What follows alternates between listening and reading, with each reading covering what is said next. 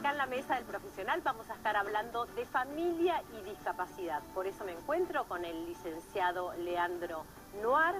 Él es director del Departamento de Psicología de la Discapacidad de APBA, que es la Asociación de Psicólogos de Buenos Aires. Muy bienvenido, Leandro. Bueno, muchas gracias por la invitación a vos. Placer tenerte. Bueno, igualmente. Leandro, mucho se habla de las personas con discapacidad, de qué necesitan, de los cuidados que tienen que tener, pero muy poco se sabe de qué necesitan los padres, qué necesitan los hermanos, y sobre todo en ese momento donde nace un hijo con discapacidad o se recibe el diagnóstico de una discapacidad. Sí, muy bien. Justamente, bueno, digamos que es el momento clave, ¿no? Porque es un momento de shock, de impacto para los padres, ya sea cuando el nacimiento o cuando se recibe el diagnóstico, con lo cual tienen que atravesar un momento de duelo ellos. El problema, sí o sí, necesariamente. Sí, el problema es que generalmente no van a tener tiempo para hacer ese duelo, porque el duelo implica cierta pasividad y los padres van a tener que estar muy activos en los tratamientos, cuidados, pronósticos del chico que tiene. Pero ahí está una de las claves. Es un punto interesante porque empiezan ya con estimulación temprana, ya con esto, con lo otro. Sí. Claro, y tiempo de duelo, claro, que tiempo de llorar, tiempo de ese niño no. Exactamente. Pero hay un punto clave, que en esto donde los padres están muy abocados al tratamiento, es muy importante que ellos no piensen solamente en la enfermedad del chico. Es decir, que el saber de ellos no caiga solamente en saber sobre el síndrome o la patología, que si bien está bien que se informen, pero es necesario que conozcan al chico por sus intereses, deseos, gustos, que jueguen con él, como por ahí hablabas en el bloque anterior.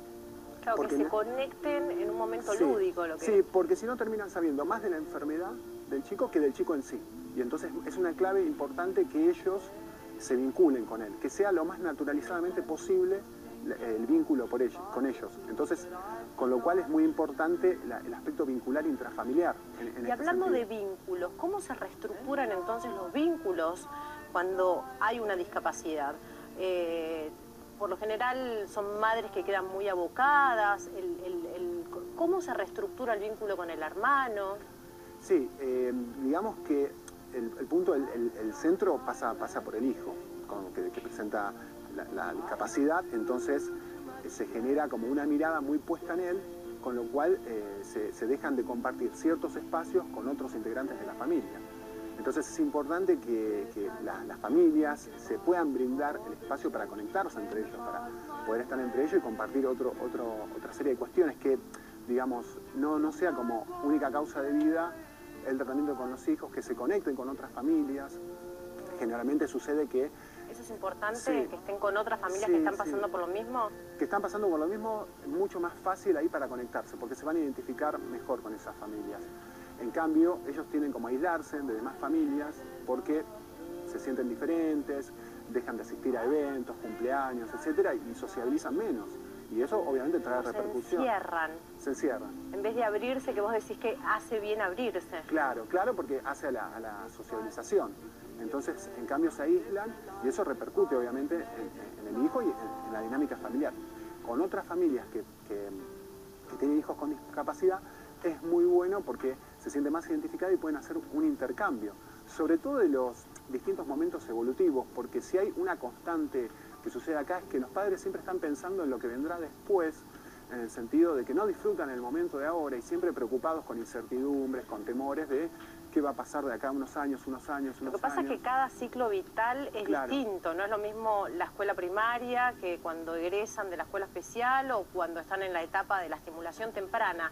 ¿Eso marca, digamos, la tendencia de los padres a que puedan visualizarlo a través de otras familias? Sí, sobre todo si, por ejemplo, lo recomendable siempre en los padres es que puedan hacer terapia, sea individual o grupal. Y en terapias grupales, cuando participan las demás familias, justamente genera esto que decís, que sobre todo si son heterogéneas en padres que son chicos de diferentes edades, que comparten experiencias, entonces hace bajar la ansiedad de estos padres en pensar, bueno, ¿qué va a ser de la escolaridad? ¿Qué institución? ¿Qué temores en la niñez, en la adolescencia? Porque los mismos padres le van transmitiendo sus propias experiencias y bueno, y no es tan el efecto, es un efecto más contenedor, ¿no? Y eso puede hacer que estén más presentes en el aquí y ahora del niño. Sí, ayuda mucho al aspecto vincular y a la conexión con todos los miembros de la familia. Y aparte, con lo que cada uno de ellos, con los deseos propios de cada uno, ¿no? Por ahí te encontrás con padres que de golpe ya muy en su adultez empiezan a trabajar cuando antes no lo hacían por el hijo. Claro. Empiezan a conectarse incluso ellos con Puede suceder que dejen cosas... Sí, porque a veces lo toman como te decía antes, como la causa de vida, en donde se focalizan solo en eso y se pierde de lado un montón de aspectos. Bien, te cuento que tenemos preguntitas para vos, bueno, del público, y vamos por la primera. ¿Qué dice? Los tratamientos que tenemos que hacerle diariamente a nuestra hija que tiene síndrome de Rett nos tienen muy absorbidos y con mi mujer sentimos que nos estamos distanciando como pareja. Como psicólogo de familia, ¿qué nos aconseja Franco de Urquiza? Bueno, le respondo entonces a Franco. Es muy importante que primero ya haya formulado esta pregunta porque quiere decir que visualiza cierto distanciamiento en la pareja, que muchas veces esto no ocurre y se naturaliza y parece como algo común que se tenga que estar abocado al hijo y no compartan espacio. Entonces ya eso es un punto a favor. Lo importante en ese caso es el diálogo, ¿no?, interno con la familia. Si eso no llega a alcanzar, ya sí es necesario que participen de una terapia de pareja o individual, porque bueno, a veces los aspectos de pareja tienen que ser o cuestiones personales de cada uno o propios de la pareja. Entonces, bueno, en ese caso se tendrá que a veces una terapia de pareja o individual. Pero porque puede estar ligado con esto de los duelos, ¿no? Cada uno tiene su proceso de duelo y tal vez el otro está en entender y acompañar como pareja. Claro, sí, que Franco también entienda que esto es muy común que suceda en las familias con discapacidad. Generalmente, cuando se presenta ese diagnóstico, uno de los miembros es como que toma la batuta, la posta en el tratamiento. La madre, ¿no? Por Generalmente general... es la madre. Hay ocasiones donde es el padre, pero es como que la otra persona queda relegada.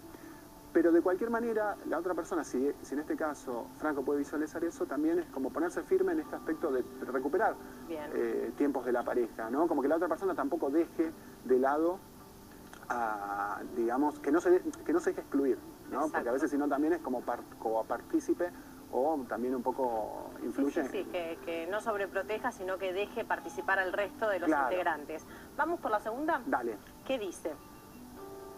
Me preocupa qué será de nuestro hijo, quien tiene una discapacidad severa, y de sus cuidados cuando nosotros no estemos.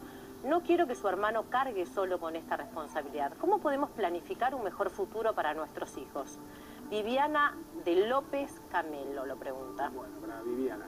Bueno, la pregunta es muy buena y es algo que prácticamente ocurre en el 100% de los padres que tienen un hijo con discapacidad.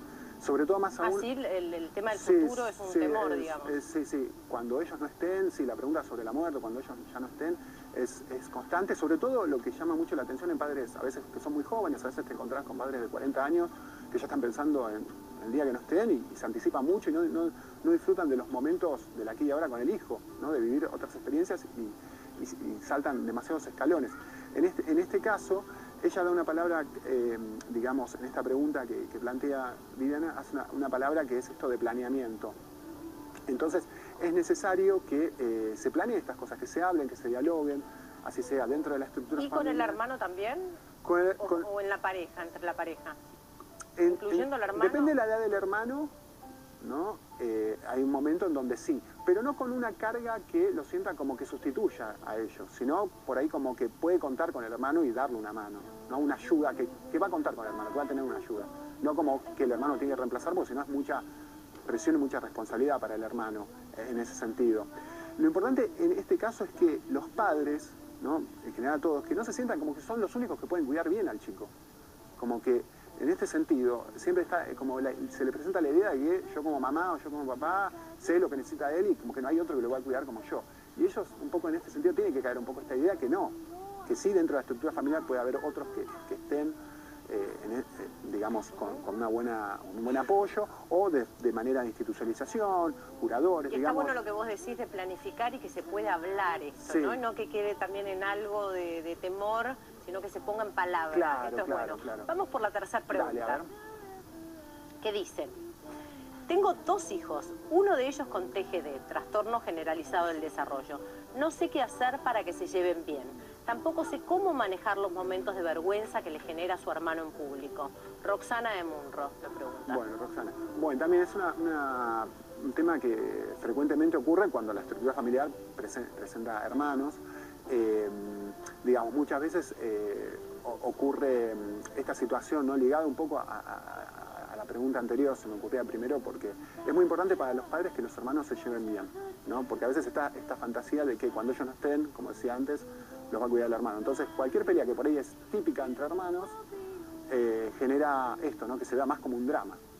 Entonces, es importante del lado de los padres, digamos, un poco calmar esas aguas, que a veces hay peleas típicas entre hermanos, que los padres transmitan esta tranquilidad, que ellos mismos estimulen esto porque a veces son los mismos padres que en su crianza por ahí estimulan esto de la vergüenza, en por ahí no participar de determinadas actividades, y en ese sentido tienen que naturalizar, ¿no?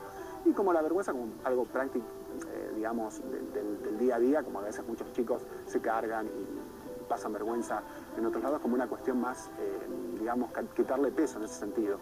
Del lado del hermano, es importante tener en cuenta que puede generar estas especies digamos, llamado de atención hacia los padres, ¿no? Y por buscar atención, que le dan toda la atención al hermano, y claro, ¿cómo lo hace? Sí, los berrinches, también es propio. Pero sí. ¿Necesitaría hacer terapia el hermano también como para acompañar todos los procesos? Depende de cada caso. A ver, la pregunta en ella es que porque bueno, algo le hizo ruido al hermano y por ahí una consulta no estaría mal, y ver si necesariamente tiene que hacer terapia. A veces del colegio por ahí registran esto, pero generalmente, bueno, si les hace ruido a los padres, una consulta no vendría mal como para observar si necesariamente tiene que hacer terapia. En muchos casos no. Claro. Y es importante, sí. No, que el hermano tenga su propio espacio, lo imaginaba como en el consultorio. También sí. Que tiene el hermano con discapacidad, bueno, también tiene él su propio espacio. Es muy importante. Nos quedamos sin tiempo, Leandro. Te agradecemos mucho haber venido. No, gracias a ustedes. Pero viste que es un tema que da para mucho. Sí. Bueno, gracias. Gracias, muchas gracias. Y nosotros seguimos dándote mucho más información con la doctora Silvina Cotiñola.